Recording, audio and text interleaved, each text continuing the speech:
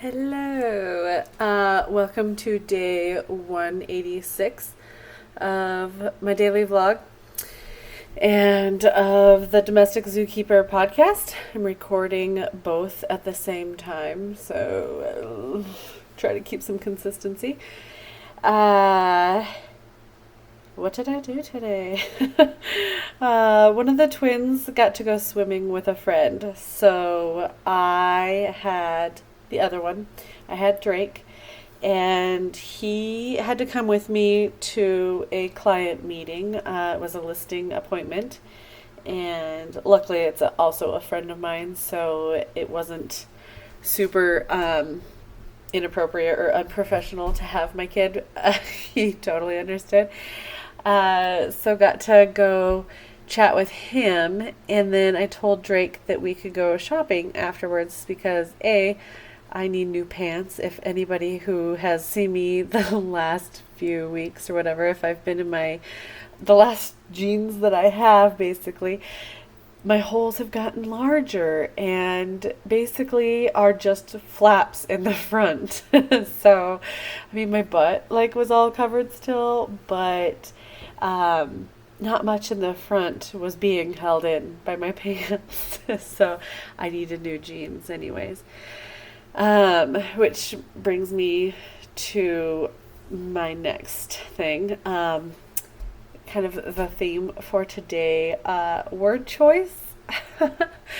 First, I'll tell you a funny story that happened that I really tried to play off because it was awkward. And normally I don't get embarrassed by too many things, but it was my kid. So we listened to the radio, and I hadn't been really paying much attention, but after we had gone to the listing appointment, Drake said, he goes, "I want to go to that Adam and Eve place." And I was like, What are you talking about?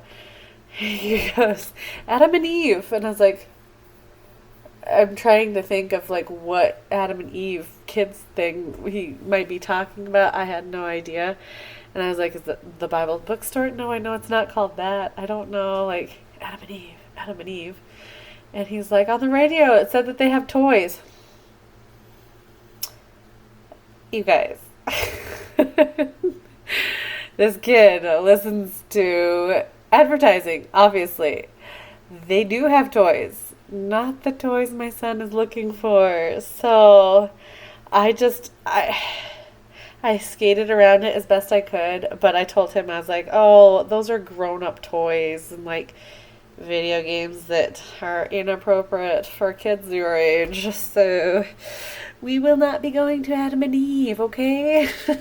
So, hopefully he doesn't ask again. I'm just hoping, yeah, but also, I don't know how else you make commercials for a porn store without having kids have other questions. I don't know, but my kid thought that there was toys there that he could play with, so there's that.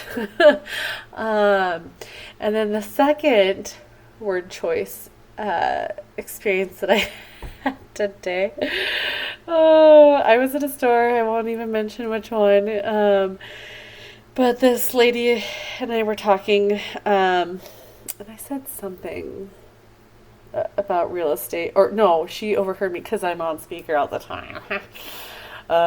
Because when I'm on my phone, just normal, my face is too fat or something doesn't match. I don't know what it is, but I always hang up on people or I mute myself, and then I'm talking and they are like, "Hello, hello," and I'm like, "Oh crap, okay." So I've learned that it's just easier to put people on speaker. So I'm that guy who's on speaker in public because it's either that or I'm muting you or hanging up on you on accident. So I'm sorry, okay, but I'm annoying and on speaker in public.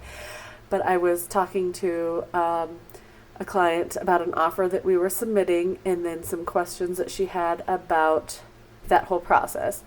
And then about the process of potentially having her house listed. So answering those questions, and so I get off the phone, and this lady takes my stuff to a fitting room, and she's like, "So you're a realtor?" I was like, "Yeah." So, of course, I gave her my card. Yeah, and told her about the Homes for Heroes program, and uh,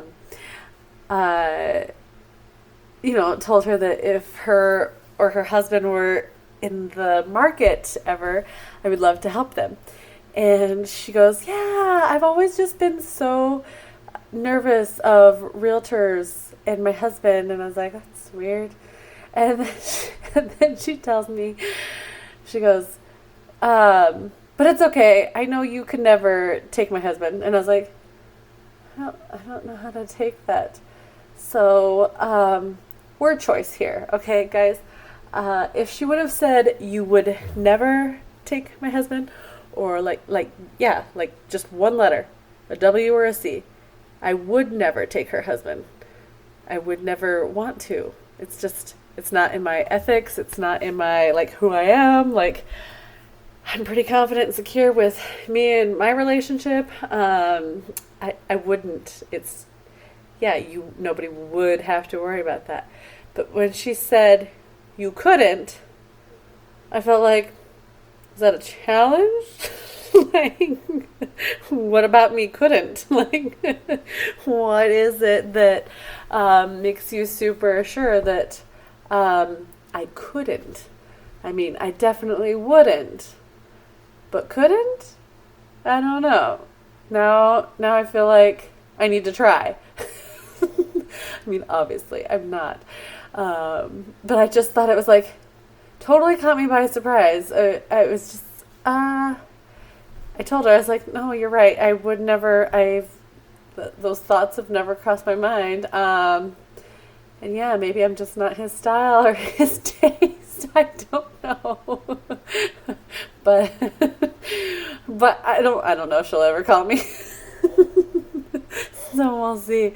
But now she at least knows that I'm not going to try to take her husband, I guess. It's so weird that people think about those things.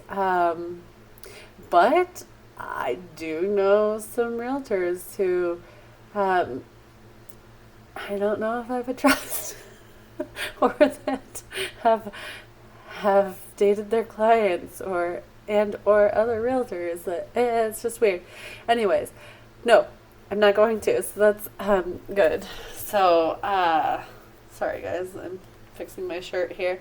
I also picked up some more hippie clothes, which is fun because I have a lot of redneck clothes right now. Now I could probably get some more hippie stuff. So I got these really cool bell bottoms, which I don't necessarily love bell bottoms, but I really liked these jeans and they were so comfortable. So I'm excited about that.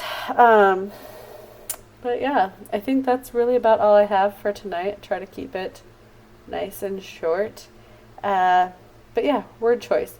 I'm grateful that we have, oh gosh, and I have a new client. He's American, but their family has spent the last few years in Japan, and he speaks several languages. I want to say 6 different languages. English is not his primary language, and he also has other languages that he can read, and he can understand, but he can't speak them as well. But I was just holy impressive, blow me away.